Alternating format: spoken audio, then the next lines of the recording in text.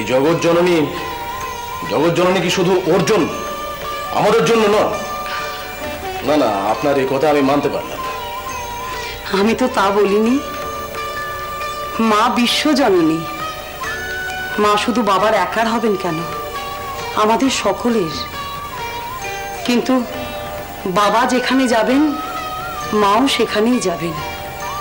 মাকে যেতেই হবে, কারণ মা যে বাসা বেঁধেছেন বাবারই শরীরে।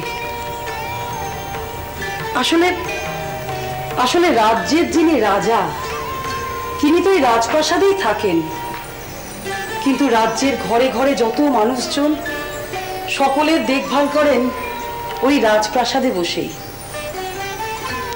তাই বলছি, মা বাবার শরীরে ঠাঁই নিলেও মা তো আমাদের সকলেরই। এই পুজোর কয়েকটা দিন হলেও মাকে কিন্তু যানবাজারে যেতে দেবার অনুমতি দেওয়া আপনাদের উচিত হয়নি। আবদার করে আঁচল ধরে মাকে টেনে রাখতে পারলেন না। কেমন ছেলে আপনারা!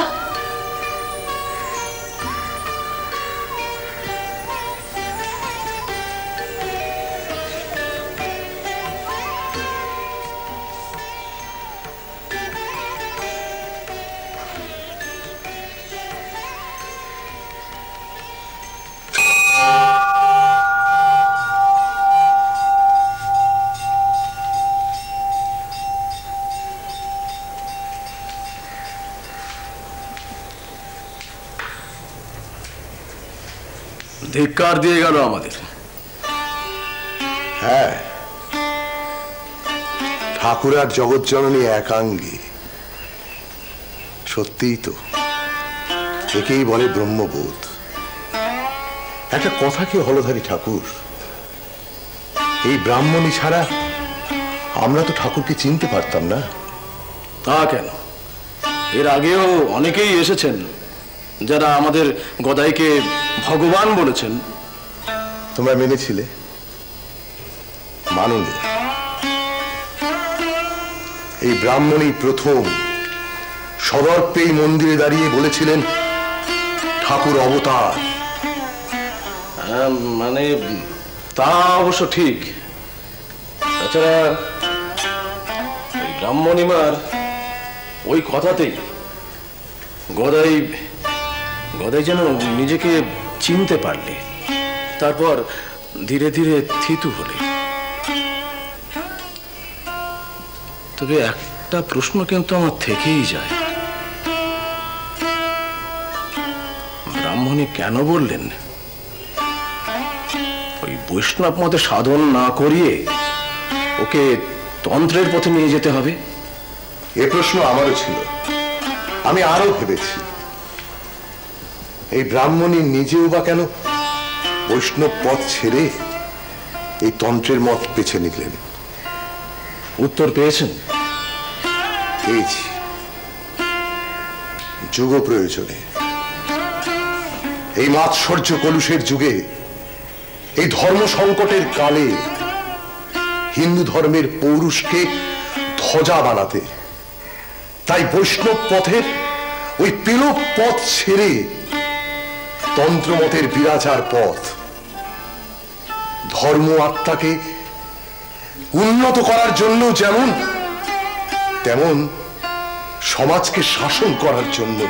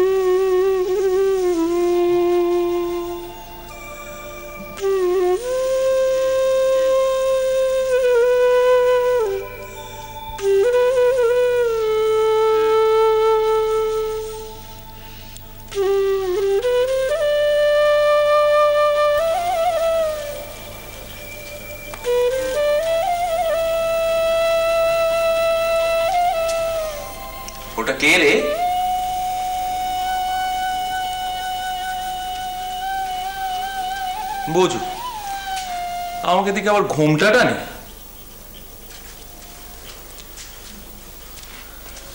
এই নতুন বউটা কে রে? ও মেয়ে, মুখটা দেখাও না গো। দেখো দিকিনি কাণ্ড, কোন এক লজ্জাশীলা মন্দিরে ঢুকে পড়েছে। নিতু দাদা, বিপ্লব দাদা, এসো তো দেখিনি। ও নাতি, আমি রে, আমি। ও তুমি আমার দিদিমা চন্দ্রমণি চাঁদ বদনী? তো এতক্ষণ কি ঢং হচ্ছিল শুনি? হ্যাঁ, বারবার ঘুরে ঘুরে আমাকে পেছন দেখাচ্ছিল যে বড়। এই চুপ চুপ, চেঁচিয়েমেচি আর পাড়া মাথায় করিসনি বাবু। বাবা, বলো তো, কতগুলো দিন বাদে এই দিনের আলোয় পরিষ্কার তোমাকে দেখলুম।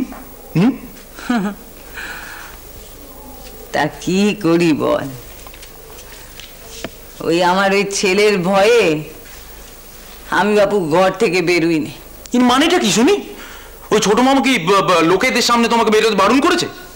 না না, তা বারণ করবে কেন রে নাতি? আমি তো বেরোই, ওই গঙ্গার ঘাটে নাইতে যাই, তারপরে ওই বাচস্পতি পাড়ার এওজিদের সঙ্গে গপ্প গাছা করি। কিন্তু এদিকে মন্দিরের দিকে আসতে আমার ভারী সংকোচ হয় রে। বুড়ির রগত দেখো, 3 কাল গিয়ে বলি 1 কালে ঠেকলো সংকোচ। তা সংকোচটা কিসের শুনি?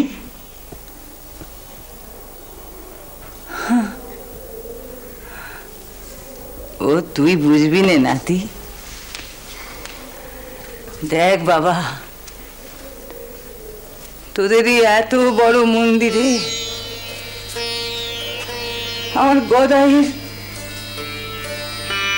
কত রকম সব ভাবের কথা শুনি, আর সে সমস্ত ভাবের কথা শুনে আমি মরণে মরে যাই রে নাতি। কেন গো? লোকে সব তাকে কত মান্য গণ্য করে, সবাই তাকে ভগবানের অংশ বলে মানে। আরে অংশ কি বলছো গো? আরে শোনো, গৌরী পণ্ডিত বলে একজন এসেছিল, সে বলল গোটাটাই ছোট মামা। ওসব অবতার টবতার নয়, মানে অবতার যার অংশ ছোট মামাই স্বয়ং সে।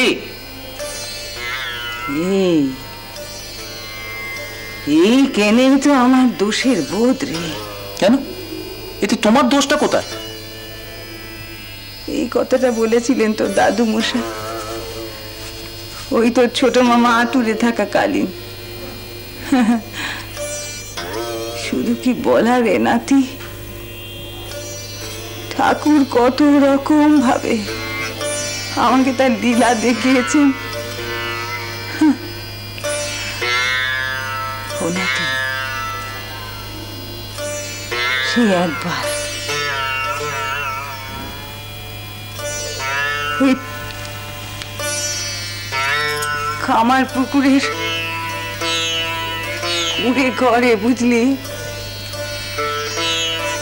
দিনের বেলায় আমি ছোট ছেলে খাইয়ে দাইয়ে মশারি টাঙিয়ে বাইরে বেরিয়েছি কি একটা হাতের কাজ সারবো বলে।